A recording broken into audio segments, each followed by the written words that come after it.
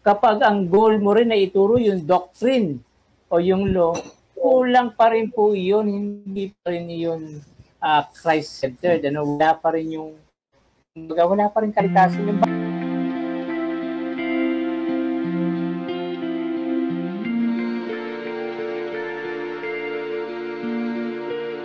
paano nagiging walang Christ yung isang sermon, madalas naman, kuminsan nababanggit yung pangalan ni Christ, kuminsan kwento pa nga sa buhay ni Christ, pero paano nagiging walang Christ? Ganito po yan, mga kapatid. Kung ang pinaka-goal, kung ang pinaka-purpose ng sermon is, kung ang pinaka-dulo niya, kaya mga kapatid, ganito ang gawin natin, magpakabait tayo, magbigay tayo ng ikapo, ay yung po ay kumbaga behaviorism lang. Ang dulo noon ay nagtuturo ng gawa at hindi tinuturo si Christ. Parang sinasabi niya, tinuturo niya kung anong kinakailangang gawin natin, hindi kung anong ginawa ni Kristo para sa atin. Malaking kaibahan yun, mga kapatid.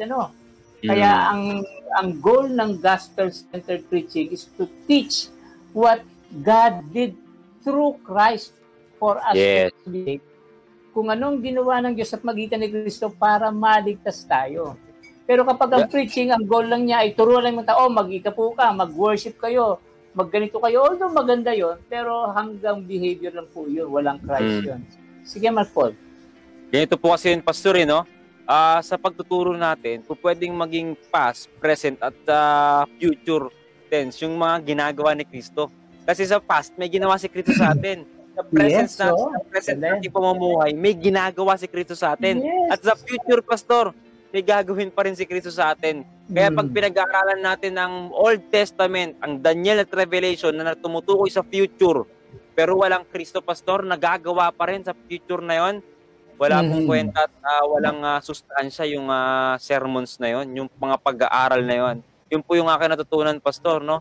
Na kapag wala talaga yung Kristo, wala yung ating Panginoon sa bawat pag-aaral na ginagawa natin, para bang sabihin natin, naging behaviorism na nga lang. Parang sinasabi lang sa atin, kailangan natin maging mabait, kailangan natin maging mabuti, para bang kapag hindi ka mabuti, hindi ka na mahal ng Diyos. At ang naituturo pa, Pastor, madalas, yung kumbaga naging tugon natin dun sa ginawa ng ating Panginoon. Kumbaga yun yung na-emphasize. Kundi dapat na-emphasize kung ano yung ginawa ni Kristo, ano yung ginagawa pa niya, at ano pa yung gagawin niya sa hinaharap, no?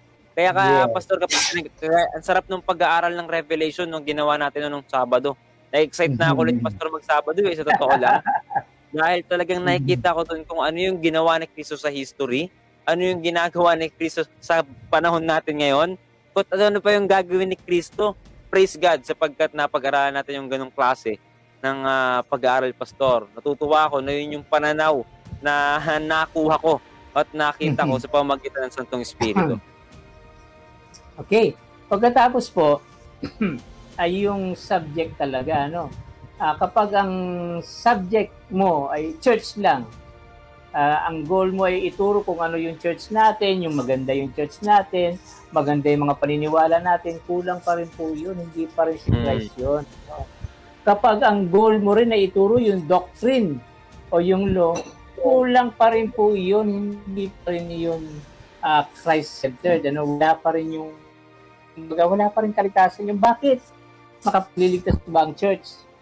Hindi naman Kahit ba maging miyembro ka ng church, hindi ka pa rin maliligtas at magitan ng pagiging miyembro mo Maski pa, alimbawa, mag-take advantage ka, yung libro ng church, yung libro ng iglesia, nakatalado lahat yung mga pangalan ng mga miyembro, isulat mo ng 1,000 beses yung pangalan mo doon para siguradong maligtas ka.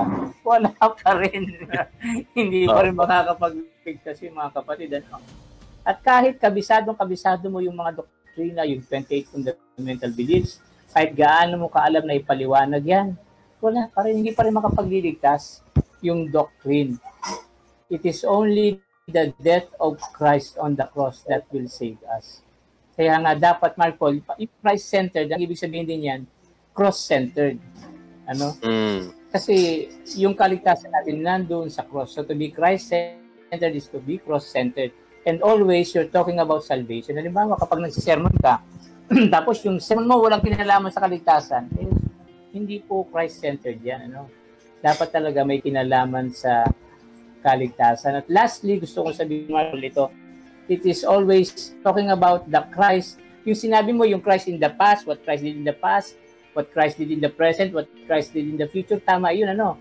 Pero gusto ko pong idagdag na yung sermon natin dapat tinuturo yung Christ who is present.